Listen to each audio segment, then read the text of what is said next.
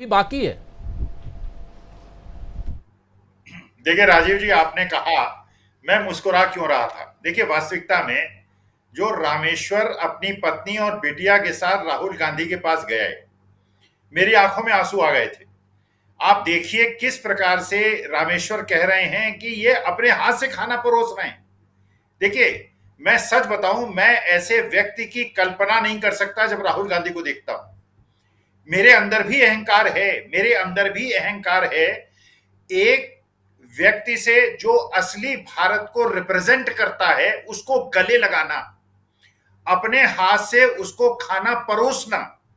उसकी पत्नी का जब पता चला, जब पति कह रहा है, रामेश्वर कह रहे हैं कि मेरी पत्नी आज व्रत में है, तो राहुल गांधी पूछते हैं क्या फल लेके आऊं। आप बॉडी लैंग्वेज देखिए राहुल गांधी की, आप एक एक चीज को ऑब्जर्व कीजिए। रामेश्वर जी की बेटी को ऑब्जर्व कीजिए, उनकी पत्नी को, उनकी पत्नी को देखकर लगता है भारतीय नारी कैसी होती है। बिल्कुल भारतीय नारी का परिदर्पण। और जब रामेश्वर कहते हैं कि मेरी तो जीने की इच्छा खत्म हो गई थी और गरीब जो है गरीब से गरीबतर होता जा रहा है और अमीर जो है अमीर से अमीरतर होता जा रहा है, तो वास्तविकता में जो भारत की भावना है वो परिदर्शित होती है।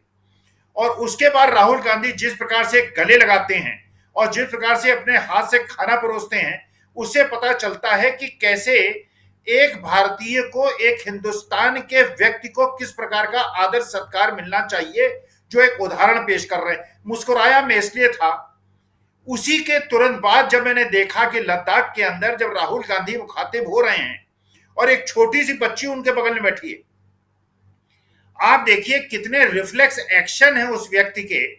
उस बिटिया को, जो अबोध बेटी है, जिसको कुछ नहीं पता वातावरण में कौन हो रहा है, राहुल गांधी कौन है, क्या है, कैसे हैं, वो राहुल गांधी उनको एंटरटेन करते हैं, उसके गाल पे हाथ फेरते हैं और उसको ये सांत्वना देते हैं, आश्वासन देते हैं। इसका मतलब ये है, राहुल गांधी चाहे नॉर्थ ईस्ट हो, चाहे नॉर्थ का बिल्कुल किनारा हो, चाहे साउथ का किनारा हो, चाहे ईस्ट और वेस्ट का किनारा हो, भारत के हर कोने के भारतवासी को ये संदेश दे रहे हैं कि मैं आपके साथ हूं और आप मेरे साथ हैं और हम भारत की आत्मा को मजबूत करेंगे। दूसरी बात, अजय राय को कांग्रेस का अध्यक्ष बना के इतना बड़ा मास्टर स्ट्रोक चला है राजीव जी, जो बीजेपी का सबसे बड़ा सपोर्ट बेस है।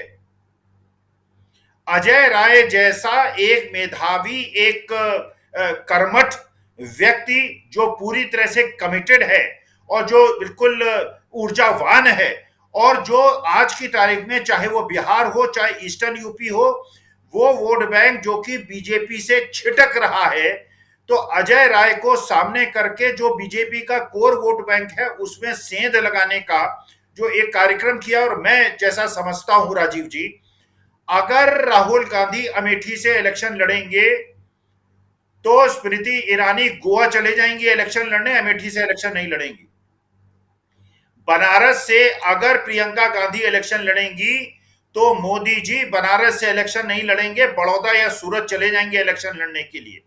तो मैं तो ये चाहूंगा कि कांग्रेस उत्तर प्रदेश में, ईस्ट यूपी में, सेंट्रल यूपी में और वेस्ट यूपी में सोनिया जी को, राहुल गांधी को, प्रियंका गांधी को एक एक सीट पे इलेक्शन लड़ाएं, जिससे कम से कम 10-10 सीट का अंतर पड़ेगा और 30 सीटें कांग्रेस के पास आएंगी, जो 2009 में करीब 22-23 सीटें आई थी। तो ये जो व्यू रचना की गई है और जिस प्रकार से अजय राजे से एक कर्मठ व्यक्ति को कमान सौंपी गई है, और राहुल गांधी जिस प्रकार से हर चीज का प्रतिकार कर रहे हैं। जब उनसे कहा गया कि आप लद्दाख नहीं गए, उन्होंने कहा मेरी अभी यात्रा खत्म थोड़ी हुई है, मैं वहां जाऊंगा। और आप देखिएगा जब इनकी यात्रा पोरबंदर से शुरू होगी तो जिस प्रकार का एक प्यार का तूफान उठेगा, वो पूरे हिंदुस्तान को शीतलता देगा। और उसके बाद देखिए क्या समा बनेगा।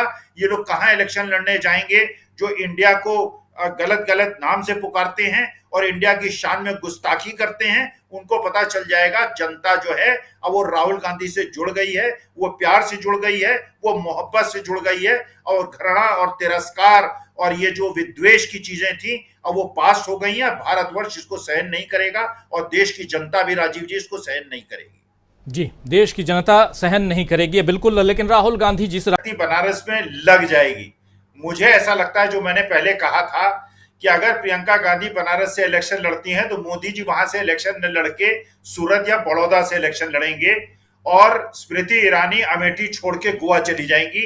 ये मेरी रीडिंग है। आज की तारीख में न केवल वो मोदी जी और स्मृति ईरानी को बांध देंगे बल्कि भागने के लिए मजबूर करेंगे। देखिए, मैं कांग्रेस के कार्यकर्ताओं का विश्लेषण विवेचना नहीं करूंगा, मैं अपना विवेचना करूंगा, अपना विश्लेषण करूंगा। मेरे जैसा एक धुर कांग्रेस विरोधी जिसकी केवल जीवन में एक तमन्ना पूरी नहीं हुई थी कि मैंने बाबा साहब भीमराव अंबेडकर को और महात्मा गांधी को नहीं देखा, आज मेरे जैसा आदमी जिसने जीवन भर कांग्रेस का विरोध किया है, राहुल गांधी में भारत की आत्मा को देख रहा हूं। और दूसरी बात यह है कि जिस प्रकार से राहुल गांधी ने लाखों लोगों से 4000 किलोमीटर की यात्रा में लाखों लोगों से मिले हैं, लाखों लोगों को गले लगाया है, एक एक आदमी अब कांग्रेसी न होकर भी फुट सोल्जर है राहुल गांधी का। मैं कांग्रेसी नहीं हूं, मुझे किसी राजनीतिक दल से कोई लेना देना नहीं है, लेकिन मैं आज फुट सोल्जर हूं राहुल गांधी का। और राहुल गांधी का फुट सोल्जर इसलिए हूं कि मुझे लगता है कि मेरी भारत माता सुरक्षित है और उसे राहुल गांधी जैसे नेता की आवश्यकता है। अगर राहुल गांधी जैसा प्यार देने वाला आदमी नहीं हुआ तो ये देश टूट जाएगा।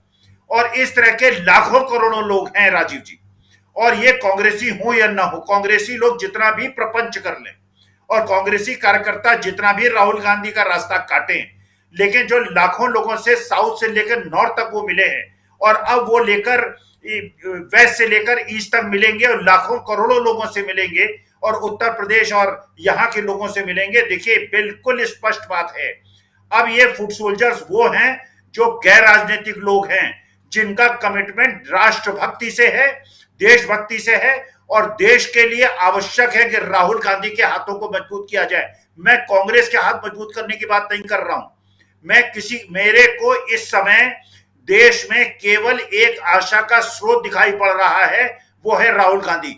और राहुल गांधी, प्रियंका गांधी, अगर देखिए दूसरा जो मॉडल स्थापित किया है कांग्रेस ने, जिसपे उसका हमेशा विरोध हुआ है कि सारी कांग्रेस को राहुल गांधी और प्रियंका गांधी, सोनिया गांधी चलाते हैं। अगर कर्नाटका को डीके शिवकुमार और सिद्धारमैया लड़ते हैं, मध्य प्रदेश को कमलनाथ और दिग्विजय सिंह लड़ते हैं और राहुल गांधी, प्रियंका गांधी, और मैं आपको लिख के दे सकता हूं, अगर बनारस और अमेठी से लड़ गए और वेस्टर्न यूपी से एक सीट लड़ गए, उत्तर प्रदेश में भारतीय जनता पार्टी को 20 सीट नहीं मिलेगी, जिसपे सारा का सारा होप जो है बीजेपी की उत्तर प्रदेश में लगी है।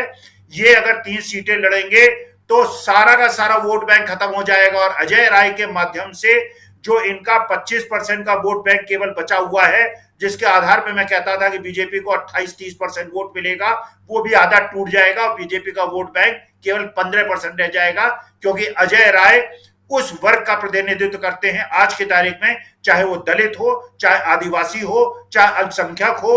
वो वोट तो पहले ही इंडिया के साथ आ गया है, जो बचा खुचा वोट है वो भी आधा इंडिया के साथ आ जाएगा।